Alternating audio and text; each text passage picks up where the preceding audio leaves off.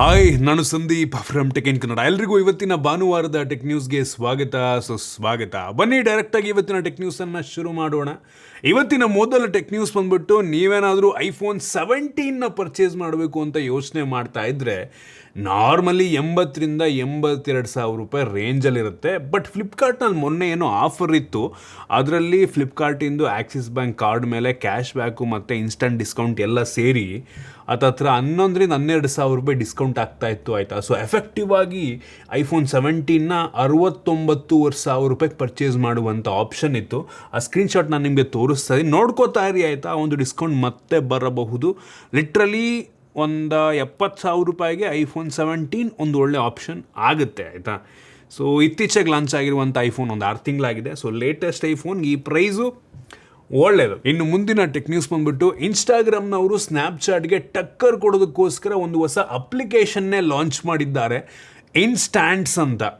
Same ಸ್ನ್ಯಾಪ್ಚಾಟಲ್ಲಿ ಏನೆಲ್ಲ feature ಇದೆ ಅದೇ ಫೀಚರ್ ಈ ಇನ್ಸ್ಟ್ಯಾಂಟ್ಸ್ನಲ್ಲೂ ಕೂಡ ಇದೆ. ಡಿಸಪಿಯರಿಂಗ್ ಮೆಸೇಜು 24 ಅವರ್ಸಲ್ಲಿ ಏನಾದ್ರು ಇಮೇಜ್ ಕಳಿಸಿದ್ರೆ ಪಟ್ಟನ್ ಡಿಸಪಿಯರ್ ಆಗಿಬಿಡುತ್ತೆ.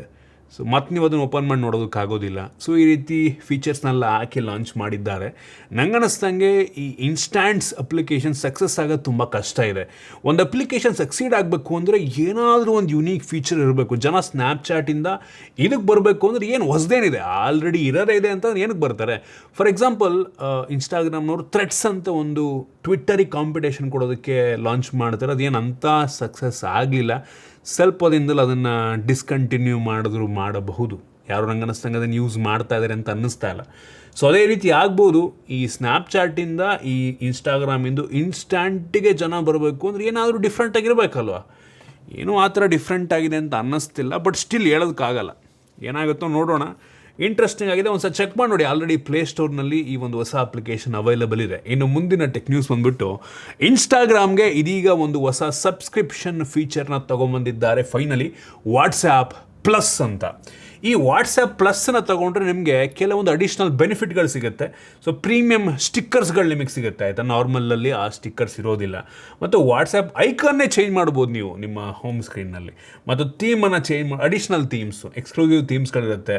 ಮತ್ತು 20 ಚಾಟ್ಗಳನ್ನು ನೀವು ಪಿನ್ ಮಾಡ್ಬೋದು. ನಾರ್ಮಲಿ 3-4 ಚಾಟನ್ನು ಪಿನ್ ಮಾಡೋ ಆಪ್ಷನ್ ಇರುತ್ತೆ.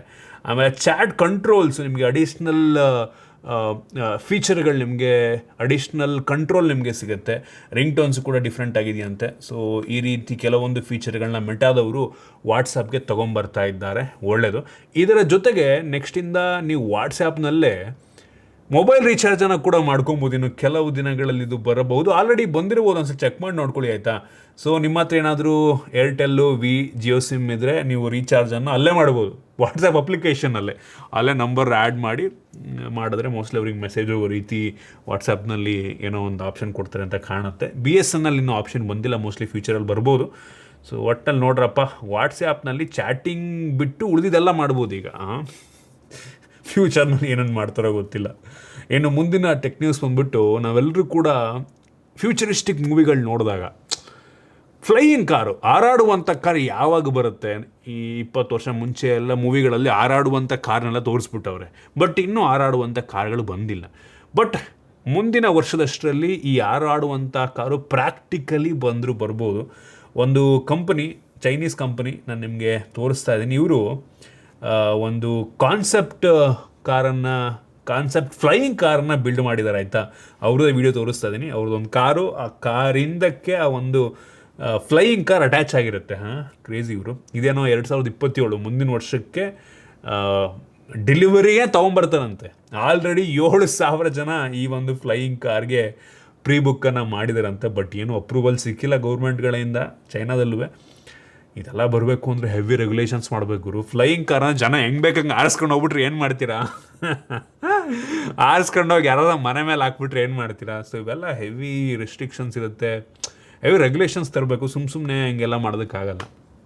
ಬಟ್ ಸ್ಟಿಲ್ ಇದೆಲ್ಲ ಅಪ್ರೂವ್ ಕೊಟ್ಟರು ಇದಕ್ಕೆ ಅಂತ ಅಂದರೆ ಮಾತ್ರ ನೆಕ್ಸ್ಟ್ ಲೆವೆಲ್ ಇರುತ್ತೆ. ಮೋಸ್ಟ್ಲಿ ಕಂಪ್ಲೀಟ್ಲಿ ಆಟೋಮೇಟೆಡ್ ಇರುತ್ತೆ.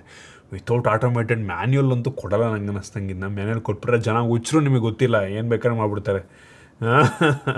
ಒಳ್ಳೆ ಯುನೀಕ್ ಆಗಿದೆ, ಇಂಟ್ರೆಸ್ಟಿಂಗ್ ಆಗಿದೆ ಇವರು, ಅಲ್ವಾ. ನಮ್ಮ ದೇಶಕ್ಕೂ ಬರಬೇಕು. ನಮ್ಮ ದೇಶ ರೋಡ್ಗಳೇ ಹಂಗೆ ತಲೆ ಕೆಟ್ಟೋಗಿರೋ ರೀತಿ ಇರುತ್ತೆ, ಹೆಂಗೆ ಬೇಕಂಗೆ ಗಾಡಿ ಓಡಿಸ್ತಾರೆ. ಇನ್ನು ಫ್ಲೈಯಿಂಗ್ ಕಾರ್ ಬಂದ್ಬಿಟ್ರೆ ಮುಗಿದೋಯ್ತು ಬಿಡಿ. ಇನ್ನು ಮುಂದಿನ ಟೆಕ್ ನ್ಯೂಸ್ ಬಂದ್ಬಿಟ್ಟು ಆಲ್ರೆಡಿ ಐಫೋನ್ 18 Pro Max ಇಂದು ಡಮ್ಮಿಗಳು ಸೋಷಿಯಲ್ ಮೀಡಿಯಾದಲ್ಲಿ ಓಡಾಡ್ತಾ ಇದೆ.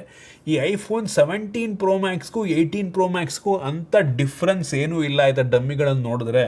ಬಟ್ ಒಂದು ವಿಷಯ ಗೊತ್ತಾಗ್ತಾ ಇರೋದೇನು ಅಂತ ಅಂದರೆ, ಕ್ಯಾಮ್ರಾದು ಏನು ಸೈಜ್ ಇತ್ತು ಅದು ಸ್ವಲ್ಪ ದೊಡ್ಡದಾಗ್ತಾ ಇರ್ಬೋದು ಅಂತ ಅನ್ನಿಸ್ತೆ. ತುಂಬ ದೊಡ್ಡ ಸೆನ್ಸಾರ್ನ ಹಾಕೋ ಸಾಧ್ಯತೆ ಇದೆ. ಸೊ ಕಳೆದ ಅಂದರೆ ಐಫೋನ್ 17 Pro Maxಗಿಂತ ಕ್ಯಾಮ್ರಾಗಳು ಸ್ವಲ್ಪ ದೊಡ್ಡದಾಗಿರುತ್ತೆ, ಅದಷ್ಟೇ ಡಿಫ್ರೆನ್ಸು. ಅದು ಬಿಟ್ಟರೆ ಲುಕ್ಕಲ್ಲಿ ಬೇರೇನೂ ಸಹ ಡಿಫ್ರೆಂಟ್ ಆಗಿದೆ ಅಂತ ಅನ್ನಿಸ್ತಾ ಇಲ್ಲ. ಸಿಮ್ಲರ್ ಡಿಸೈನೇ ಇದೆ. ಮತ್ತು ಈವನ್ ಫೋಲ್ಡಬಲ್ದು ಕೂಡ ರೆಂಡರ್ಗಳು ಬಂದಿದೆ, ನೋಡ್ತಾ ಇದ್ದೀರಾ. ರೆಂಡರ್ ಅಲ್ಲ, ಇದು ಆ್ಯಕ್ಚುಲಿ ಡಮ್ಮಿನೇ ಆಯಿತಾ. ಸೊ ಯೂಶ್ವಲಿ ಈ ಥರ ಡಮ್ಮಿಗಳನ್ನು ಬ್ಯಾಕ್ ಕವರ್ ಮ್ಯಾನುಫ್ಯಾಕ್ಚರ್ ಮಾಡುವಂಥ ಕಂಪನಿಗಳಿಗೆ ಮುಂಚೆನೇ, ಫೋನ್ ಬರೋಕ್ಕಿಂತ ಮುಂಚೆನೇ ಅವರೆಲ್ಲ ರೆಡಿ ಮಾಡ್ಕೊಳ್ಳಿ ಅಂದ್ಬಿಟ್ಟು ಈ ಥರ ಡಮ್ಮಿಗಳನ್ನ ಕೊಡ್ತಾರೆ.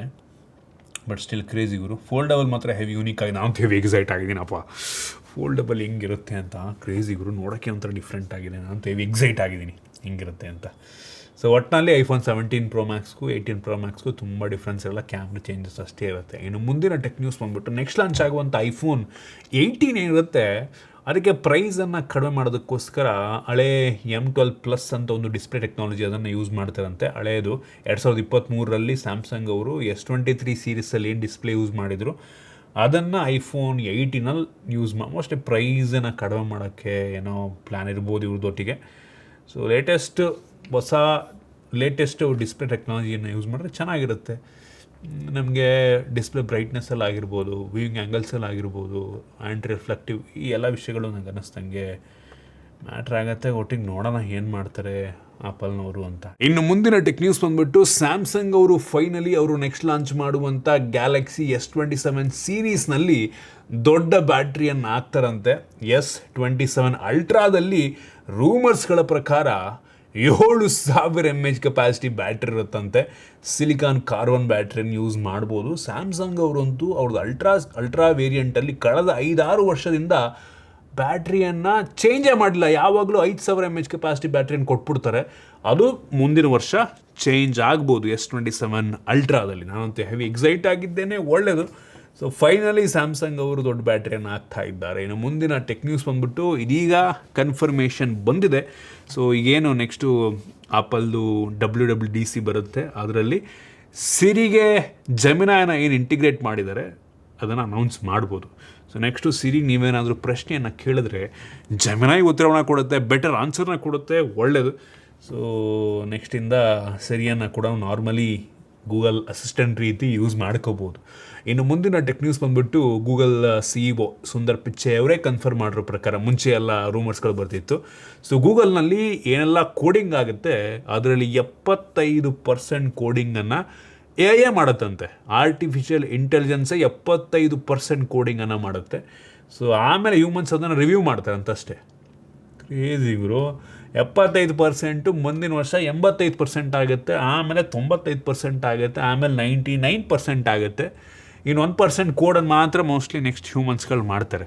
ಸೊ ಏನಿಲ್ಲ, ಗೂಗಲ್ ಆಫೀಸಲ್ಲಿ ದೊಡ್ಡ ಆಫೀಸ್ ಇರುತ್ತೆ, ವರ್ಕಿಂಗ್ ಮಾತ್ರ ಒಂದು 2-3 ಜನ ಇರ್ತಾರೆ ಅಷ್ಟೇ. ನೆಕ್ಸ್ಟ್ ಉಳಿದಿದ್ದೆಲ್ಲ ಕಂಪ್ಯೂಟರ್ ಮಾಡ್ಕೊಳ್ಳುತ್ತೆ. ಇನ್ನು ಮುಂದಿನ ಟೆಕ್ ನ್ಯೂಸ್ ಬಂದುಬಿಟ್ಟು ಮೈಕ್ರೋಸಾಫ್ಟ್ನವರು ಅವ್ರದ್ದು Xbox ಲೋಗೋವನ್ನು ಚೇಂಜ್ ಮಾಡಿದ್ದಾರೆ with animation. Tagline VR Xbox ಅಂತ. ಸೊ ನೆಕ್ಸ್ಟು ಹೊಸ Xbox ಕೂಡ ಬರ್ಬೋದು. ಮುಂಚೆ ಮೈಕ್ರೋಸಾಫ್ಟ್ ಗೇಮಿಂಗ್ ಅಂತ ಇತ್ತಲ್ವ, ಅದನ್ನು ಚೇಂಜ್ ಮಾಡಿದ್ದನ್ನು ಮಾಡವ್ರೆ. ಸೊ ನೋಡಬೇಕು, ಮೋಸ್ಟ್ಲಿ ಪ್ಲೇಸ್ಟೇಷನ್ 6 ಜೊತೆಗೆ ಹೊಸ Xbox ಕೂಡ ಬರ್ಬೋದೇನೋ, ಯಾವ ಕಾಲಕ್ಕೆ ಬರುತ್ತೋ ಗೊತ್ತಿಲ್ಲ. ಇನ್ನು ಮುಂದಿನ ಮತ್ತು ಕೊನೆಯ ಟೆಕ್ ನ್ಯೂಸ್, ಇನ್ಫಿನಿಕ್ಸ್ ಅವರು ಅವ್ರದ್ದು ಗೇಮಿಂಗ್ ಸೀರೀಸ್ ಆಗಿರುವಂಥ GT ಸೀರೀಸ್ನಲ್ಲಿ ಇನ್ಫಿನಿಕ್ಸ್ GT 50 Pro ಅಂತ ಒಂದು ಹೊಸ ಫೋನ್ನ ಗ್ಲೋಬಲಾಗಿ ಲಾಂಚ್ ಮಾಡಿದ್ದಾರೆ. ಫೋನ್ ಮಾತ್ರ ನೋಡೋದಕ್ಕೆ ಸಖತ್ತಾಗಿದೆ. ನಂಗೆ ಗೊತ್ತಿಲ್ಲ ನಮ್ಮ ದೇಶದಲ್ಲಿ ಲಾಂಚ್ ಮಾಡ್ತಾರೆ ಏನು ಅಂತ. ಡೈಮೆನ್ಸಿಟಿ 8400 ಅಲ್ಟ್ರಾ ಪ್ರೋಸರು, ಬೆಂಕಿದೆ, ಹೈಡ್ರೋಫ್ಲೋ ಲಿಕ್ವಿಡ್ ಕೂಲಿಂಗ್ ಅಂತೆ. ಕ್ರೇಜಿ ಗುರು. ನಮ್ಮ ದೇಶದಲ್ಲಿ ಬಂದರೆ ಮತ್ತೆ ಸ್ವಲ್ಪ ಪ್ರೈಸ್ ಜಾಸ್ತಿ ಇರುತ್ತೆ. ಸೊ ಚೈನಾದಲ್ಲೇ ಅಪ್ರಾಕ್ಸಿಮೇಟ್ಲಿ 35,000 ರೂಪಾಯಿ. ನಮ್ಮ ದೇಶದಲ್ಲಿ ಇನ್ನೂ ಜಾಸ್ತಿ ಆಗುತ್ತೆ, ತಲೆನೇ ಕೆಡ್ಸ್ಕೊಬೇಡಿ. ಮೋಸ್ಟ್ಲಿ ಒಂದು 40,000 ಅಷ್ಟಕ್ಕೆ ಲಾಂಚ್ ಮಾಡ್ಬೋದು. 35ಕ್ಕೆ ಮಾಡಿಬಿಟ್ರೆ ನೆಕ್ಸ್ಟ್ ಲೆವೆಲ್ ಒಳ್ಳೆ ಫೋನ್ ಆಗುತ್ತೆ ನಂಗೆ ಅನ್ನಿಸ್ದಂಗೆ. ಫೋನ್ ಬಿಲ್ಡು ಚೆನ್ನಾಗಿರೋ ಥರ ಇದೆ, ಮೆಟಾಲಿಕ್ಕು ವಿತ್ ಟ್ರಿಗರ್ಸು, ಲುಕ್ಕು ಗೇಮಿಂಗ್ ಫೋನ್ ಥರ ಒಂಥರ ಚೆನ್ನಾಗಿದೆ, ಇಂಟ್ರೆಸ್ಟಿಂಗ್ ಆಗಿದೆ. ಬರಲಿ ನಮ್ಮ ದೇಶಕ್ಕೂ ಒಳ್ಳೆ ಪ್ರೈಸಿಗೆ ಲಾಂಚ್ ಮಾಡಲಿ, ಅಷ್ಟೇ ಬೇರೇನಿಲ್ಲ.